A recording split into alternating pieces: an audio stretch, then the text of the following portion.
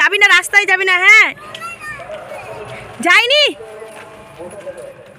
Hello বন্ধুরা, তোমরা সবাই কেমন আছো? আশা করছি খুব ভালো আছো, আর আমিও খুব ভালো আছি। তো কিছু সমস্যার কারণে অনেক দিন পরে ভিডিও নিয়ে আসছি। আর আজকের দিনটা ছিল উল্টো রথযাত্রা। তো এখন 2:30টার মতো বাজে, 2:30-3টার মতো। এখন আমরা যাচ্ছি রথ টানতে। আর মারা এসেছিল, মা, দিদা, বুনু, ভাগ্নি এসেছিল। তো ওদেরকে নিয়েই বেরিয়ে পড়লাম রথ টানতে। আর আমাদের বাড়ির পাশেই হচ্ছে রথের মাসির বাড়ি, তো সেখানেই আসলাম। এখান থেকে রথ টানা শুরু করব আমরা। জানি না কত দূর টানতে পারবো, কেননা এবার প্রচণ্ড রোদ ছিল। তো এখন জগন্নাথ ঠাকুরদের বের করছে, জগন্নাথ ঠাকুর, সুভদ্রা, বলরাম সবাইকে এখন রথে তোলা হবে। তো চলো বন্ধুরা, ভিডিওটা স্কিপ না করে পুরোটা দেখতে থাকো। আশা করি তোমাদের অনেক অনেক ভালো লাগবে। এখানে থাকবি। হ্যাঁ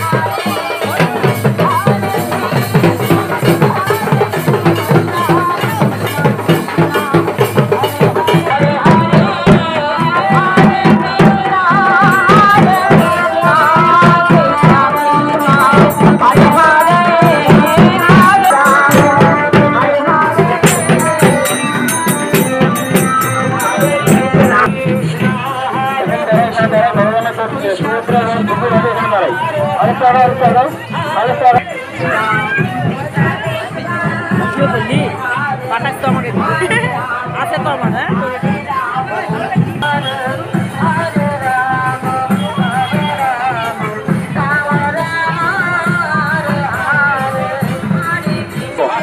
একদম ঘুরে ঘুরে যাবে, একদম ঘুরে ঘুরে।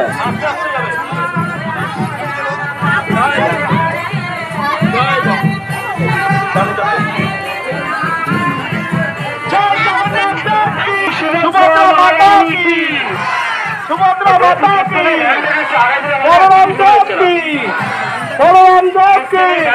আগায় দিলে ভালো হয়।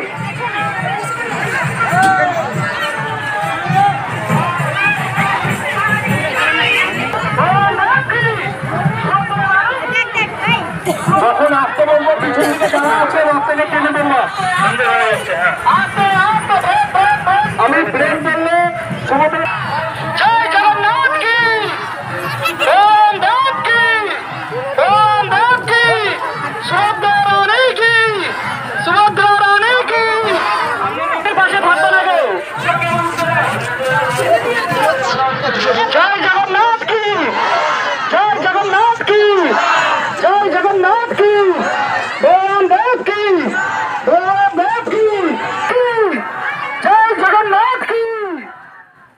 রথের দড়ি টানতে টানতে আসলে কিনা খুব মজা হয়। এই যে দেখো নাচতে নাচতে আসছে। ওই বছর আমরা নাচতে নাচতে এসেছিলাম, খুব মজা করেছিলাম। আর এই বছরের মতো এতটাও রোদ ছিল না, তাই প্রচণ্ড মজা হয়েছিল। ভেবেছিলাম যে এবারও আসবো, কিন্তু বাড়িতে বাচ্চা কাচ্চা থাকায় ওরাও জেদ করছিল যে ওরাও রথ টানবে। তাই দেখো ওদের শরীর তো অসুস্থ করে লাভ নেই। আর এত গরমে, রোদ গরমে যদি ওরা আসে তাহলে ওদের শরীর অসুস্থ হয়ে যাবে। বড় মানুষ সহ্য করতে পারে, কিন্তু ছোট মানুষ তো পারে না। তাই আর রথ টানা হলো না এবছর। রথের দড়িগুলো হালকা মতো ছুঁয়েছি, হালকা মতো টেনেছি। তো এখন রথগুলো রথের জায়গায় রাখা হবে, তাই কষ্ট করে, এই জায়গাটায় একটু ছোট তো, আর রথটা অনেক বড়, তাই খুব কষ্ট করে ঘোরানো হচ্ছে সাবধানে সাবধানে। আর সবাই মিলে কত সুন্দর হেল্প করছে। আর উপর থেকে আমি তোমাদের সাথে ভিডিও শেয়ার করছি। প্রচণ্ড ভিড় হয়েছিল, কিন্তু তোমাদের ওখানে কে কোথা থেকে দেখছো অবশ্যই কমেন্টে জানাবে। আর তোমাদের ওখানে উল্টা রথে কেমন ভিড় হয়েছিল সেটাও বলবে। আমার কিন্তু সোজা রথের ভিডিও দেওয়া আছে, তোমরা যদি দেখতে চাও অবশ্যই দেখে এসো। সোজা রথেও কিন্তু প্রচণ্ড ভিড় হয় আমাদের তপন রাধা গোবিন্দ মন্দিরে। যারা যারা এসেছো তারা তো জানোই। তো চলো আমরা এখন একটু মন্দিরের উপরে ঠাকুরগুলোকে দর্শন করে নেই। ভোলে বাবাকেও খুব সুন্দর করে সাজিয়েছে, এদিকে রাধাকৃষ্ণ ঠাকুরকেও খুব সুন্দর করে সাজিয়েছে। খুব সুন্দর লাগছে, দেখো ফুলে ফুলময় করে দিয়েছে।